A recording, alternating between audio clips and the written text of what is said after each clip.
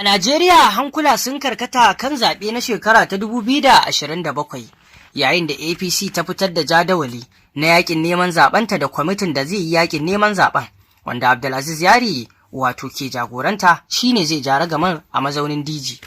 Haka zalika wato jam'iyyun adawa su ma a yanzu suna ta ƙara yin shirinsu musamman ma kan yadda ake ganin wato Kwankwaso Peter Obi za su iya dawowa su haɗe da Atiku Abubakar, lamarin da zai kawo babban tsaiko ga jam'iyya mai mulki. A dangane da naɗa Abdulaziz Yari da aka yi DG wato wanda zai ja ragamar zaɓen Tinubu a shekara ta 2027 ya kamata Abdulaziz Yari ya sake tunani, in ji Kwankwaso wato ɗan takarar mataimakin shugaban ƙasa a Najeriya a jam'iyyar NDC wanda zai yi wa Peter Obi mataimaki. Shin Abdulaziz Yarin zai iya kawo wa Bola Ahmed Tinubu shugaban ƙasar Najeriya ƙuri'un da ake buƙata? Wannan ma aya tambaya ce. Tinubu ya ce mun cika alƙawuran da muka ɗauka lokacin yaƙin neman zaɓe. Shin alƙawuran sun cika? Masu saurare ku gyara zama domin jin waɗannan rahotannin labarai da muke tafa da su a Najeriya kan wannan dambarwa da ta danganci zaɓe mai zuwa da kuma yadda shugaban ƙasar Najeriya Bola Ahmed Tinubu ke shirin wato ƙara yin neman tazarce. Shugaban ƙasar Najeriya Bola Ahmed Tinubu ya ce gwamnatinsa ta cika alƙawura da ta ɗauka lokacin yaƙin neman zaɓen shekara ta 2023 kuma ƙasar na gab da fara cin gajiyar matakan da aka ɗauka. A cikin sanarwar da mai magana da yawunsa Bayo Onaniga ya fitar na sunayen wato kwamitin yakin neman zaben shugaban ƙasar na shekara ta 2027, Tinubu ya ce gwamnatinsa ta sanya Najeriya akan hanya samun ci gaba tattalin arziki. Babu shakka mun fito daga cikin duhu da muke ciki kuma yanzu muna gab da wato girbar amfanin tattalin arzikin da zai amfani dukkan 'yan Najeriya, in ji shugaba Bola Ahmed Tinubu. Yayin da ake tunkarar lokacin yakin neman zaben, gwamnatinsa na da nasarori da dama da za ta bayyana wa 'yan Najeriya waɗanda ta cimma su. Ya ce za su fito da abubuwan da gwamnatinsa ta cimma domin ƙara wa al'umma fata da ƙarfafa wato gwiwa wato a sassan ƙasar domin zaɓarsa. Tinubu ya kuma ce za su yi nasara kan dukkan masu ƙoƙarin mayar da Najeriya baya. Shugaban ya buƙaci dukkan mambobin kwamitin su yi aiki tukuru domin ganin jam'iyyar tasu ta APC ta samu nasara a zaben na shekara ta 2027 wanda za a yi shi a watan Janairu. Shin alƙawuran da Tinubu ya ɗauka sun cika? Kamar yadda muka sani da alƙawura babban abu shine batun tsaro. Kamar yadda gwamnatin ta yi alƙawarin tabbatuwar tsaro a ƙasar. Shin wannan alƙawari na tsaro ya cika? Duk da dai dama ana ta batutuwan cewa dama Tinubu tun kafin hawan nasa bai ce ga abin da zai yi wa Najeriya ba sai ya hau. Bai ɗauki wasu alƙawarurruka da za a iya masa ca a kansu ba. Sai dai batun tsaro abu ne da ko ya furta ko bai furta ba ake kallonsa da cewa dole ne ma ya zamanto yanda ƙasar take ciki ya samar da tsaron. A yanzu gwamnatin da yana ikirarin wato abubuwa sun lafa, sai dai 'yan Najeriya har yanzu na ƙorafi kan matsalar rashin tsaron. Haka zalika dangane da wannan batu na naɗa Abdulaziz Yari a mazaunin wanda zai jagoranci wato yaƙin neman zaɓen Bola Ahmed Tinubu, Kwankwaso ya yi magana inda ya ce ya kamata Abdulaziz Yari ya sake tunani. Ɗan takarar mataimakin shugaban ƙasa na jam'iyyar NDC Rabiu Musa Kwankwaso ya soki lamirin jerin sunayen da jam'iyyar APC mai mulkin ƙasar ta fitar na waɗanda za su jagoranci yaƙin neman zaɓen shugaban ƙasar Bola Ahmed Tinubu a shekara ta 2027. A ranar Asabar ne aka fitar da jerin sunayen inda tsohon gwamnan na jihar Zamfara Abdulaziz Yari zai kasance shugaba. Sai dai lamarin ya janyo muhawara a faɗin ƙasar. A cikin wata sanarwa da ya fitar, Rabiu Kwankwaso ya ce jerin sunayen abin damuwa ne ga waɗanda ke cikin wahala a faɗin ƙasar.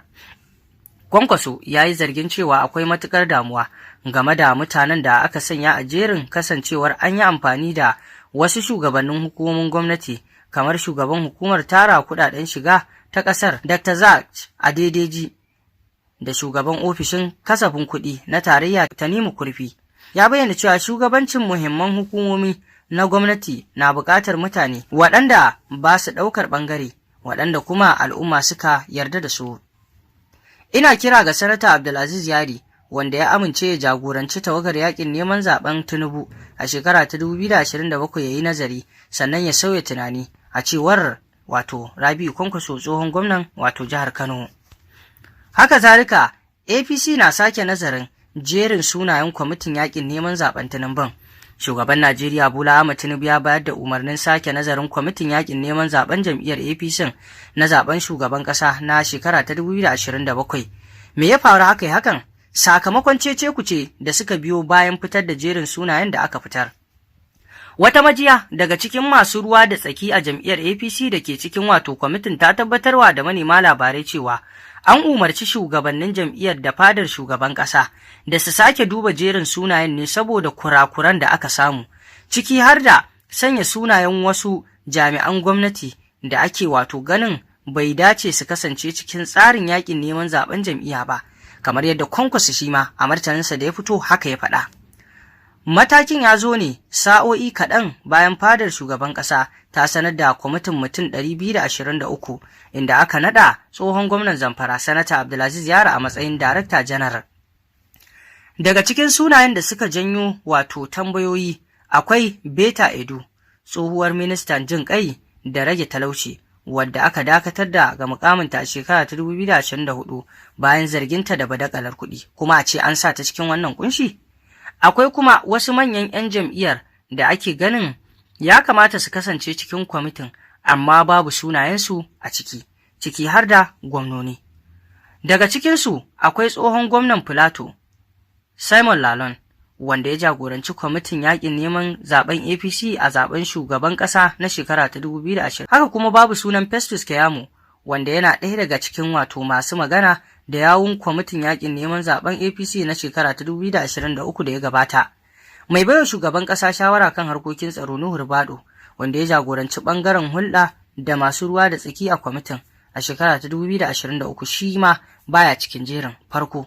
Sai dai majiyoyi sun shaida cewa duk da wannan umarnin ba a janye naɗin Sanata Abdulaziz Yari a matsayin Darakta Janar ba, amma za a sake nazari domin yin gyare-gyare da sake fitar da sabbin jerin sunayen, wanda a yanzu a kowane lokaci za a iya jiran wato ganin wani sauyi.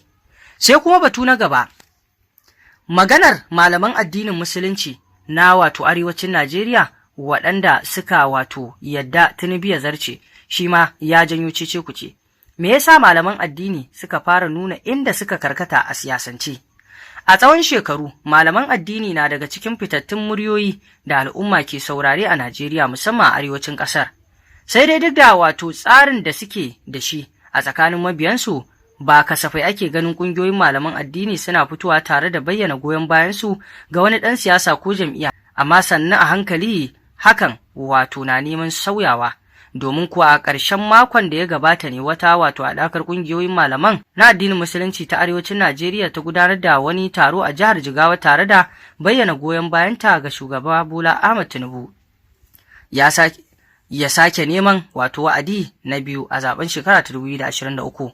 Haka kuma a wani lamari da ya ja hankali, fitaccen malamin musulunci Sheikh Musa Yusuf Asadu Sunna ya bayyana cikakken goyon bayansa ga shugaba Bola Ahmed Tinubu, inda ya ce tasiri da martabar Sanata Abdulaziz Yari wato ita kadai sun isa Tinubu ya samu goyon bayan arewacin Najeriya tare da tabbatarwa wato jam'iyyar APC nasara a zaben shugaban ƙasa na shekara ta 2027.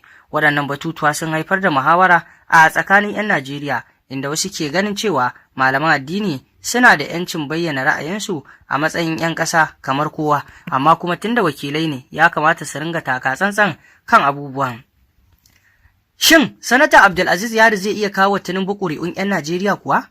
Sanata Abdulaziz Yari mai wakiltar Zamfara ta Yamma shi ne aka sanar a matsayin Darakta Janar na yakin neman zaben takarar shugaban Najeriya Bola Ahmed Tinubu a karo na biyu.